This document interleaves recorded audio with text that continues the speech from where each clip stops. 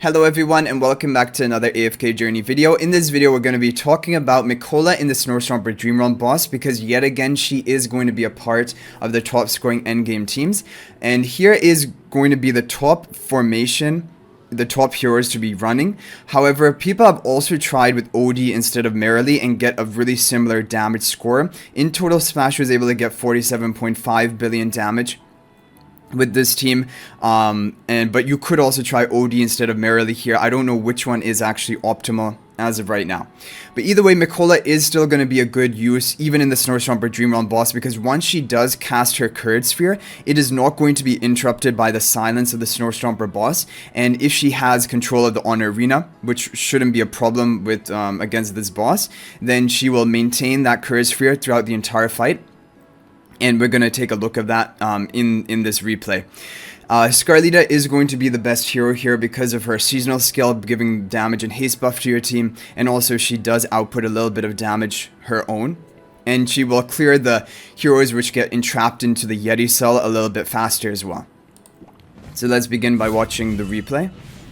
So all the heroes run up to the front of the fight. As of right now, I can't see the Courage Sphere active for Mikola, because she is charging up her energy, but now they're going to maintain control of the Honor Arena, so all of our team will be buffed up with the attack buff from this point on. And there's only one hero in the front line tanking the boss right now, which is the Mikola. Still no Courage Sphere active because she is silenced, but as soon as the silence wears off, she is going to cast it, and it should remain for the entire battle, but we can watch that. So still no haste buff from the Mikola because she's still silenced, and this is probably why she's not shining as much in Stomper as compared to the other Dream Realm bosses, but now she's going to get off her haste buff, and this should remain for the entire battle. So the Yeti cell is going to be quickly cleared by both Scarlita and Mikola, and also whichever damage dealer is not affected by it, like for example here Lily May also cleared it up really quickly for the Merrily. And I don't know whether the Courage Sphere in this position is actually reaching the Lily May. It seems like it is, which would be ideal because then she's going to have that haste, which will allow her to cast her skills more frequently. And a lot of the damage comes off from the Rainstorm Ballet of Lily May, and so having that on a lower cooldown is really important. Okay, and Mikola also provides sustain to this team, because otherwise if you're running a non-Mikola team in Stomper, usually you don't have any dedicated healer.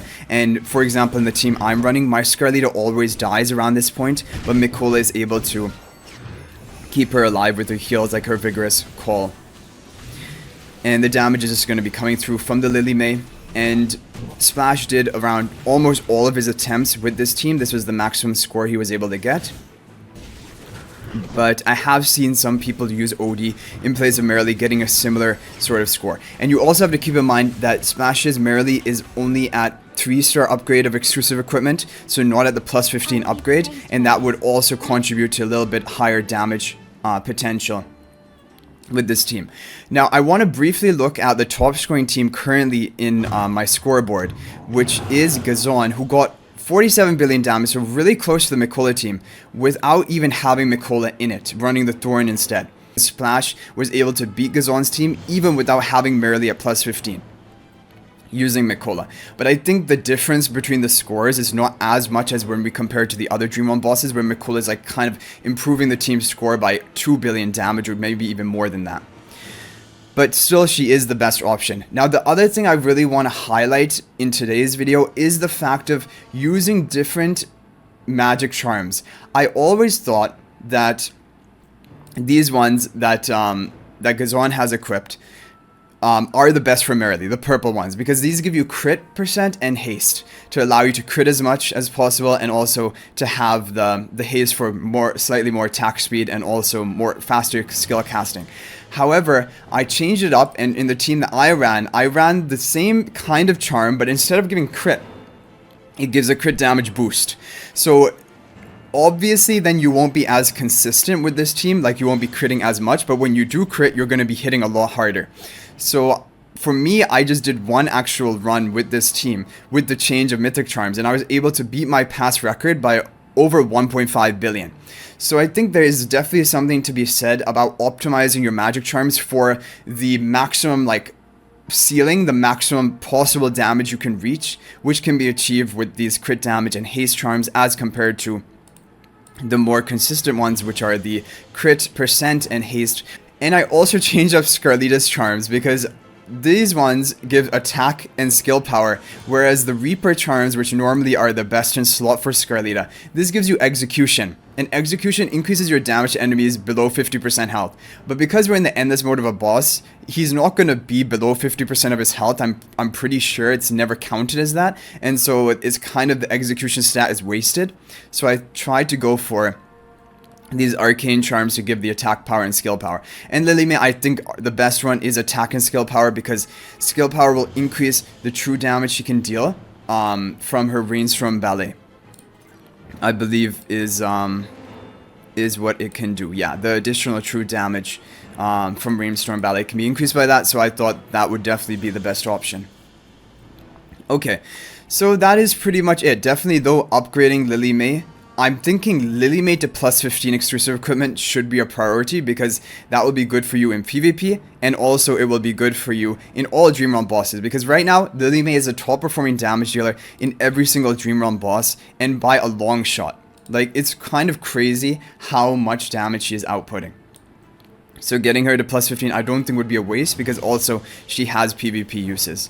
So that's really what I wanted to highlight in today's video. You guys can try some higher damage oriented charms that may not have as much consistency, but to try and get like that dream run where you get as much damage as possible. Things can work out pretty well. And if you want to see my other charms, Rainier I think is not really too important because his damage output is really low, but he does have the skill power, and Thorin just has tanky charms. So this was interesting. Again, Mikola is going to be the top supporter for Stomper Dream Realm boss.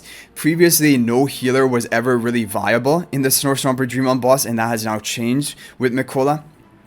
And definitely, I think running Mikola, you could get these 47 billion scores a lot more consistently. But anyway, yeah, so don't feel too upset if you don't have Mikola or you can't recruit for her. I'm also in the same boat. I can't really go for it right now. I don't have the resources to do that. I can still compete pretty well in Stomper. And for the other Dream Realm bosses, yeah, the people with Mikola and Freyasto, they are going to outdamage you. But already, the people with Freyasto were outdamaging me, so it doesn't really bother me too much, because like, yeah, so eventually it would be ideal if we could all get Freyasto to Mythic Plus and also Mikola to Supreme Plus built up on our account.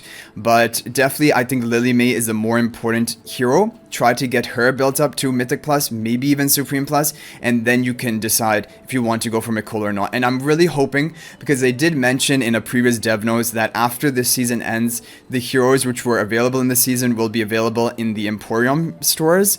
But I don't know if that is only referring to the A-level heroes like Alamis and Soren in the Dream store. I'm hoping that also the S-level heroes will be added to the Arena store. That would be amazing, because if we could get more Lily May copies and get Mikola built up from that, that would just be, it would be like a dream come true. So I'm really hoping that is the case. That would really make me excited, because I love the Arena store for acquiring like those S-level heroes, but if they could add more there, it would be really powerful. So anyway guys, that is going to be it for this video. I hope you enjoyed it. Thank you for watching. Let me know if there are any other teams you've tried with Mikola in the Stomper Dream Realm boss, but her Courage Sphere is going to remain active, and it will not be interrupted after she can cast it for the first time. But in order to get that first cast, it is delayed like at least over 30 seconds into the battle, because the Stomper boss silences you before you're even able to cast your ultimate. So I think that is why Mikola is just not as strong as she could be. But anyway guys, thank you for watching the video. I hope you enjoyed it. If you're new to the channel, you can subscribe, because we upload daily AFK Journey videos, and I'll hopefully see you guys in the next video. And if you want to join my AFK Journey Discord server, there will be a link to that in the description of this video. But thank you for watching guys. I'll hopefully see you in the next one, and until then everyone, peace out for now.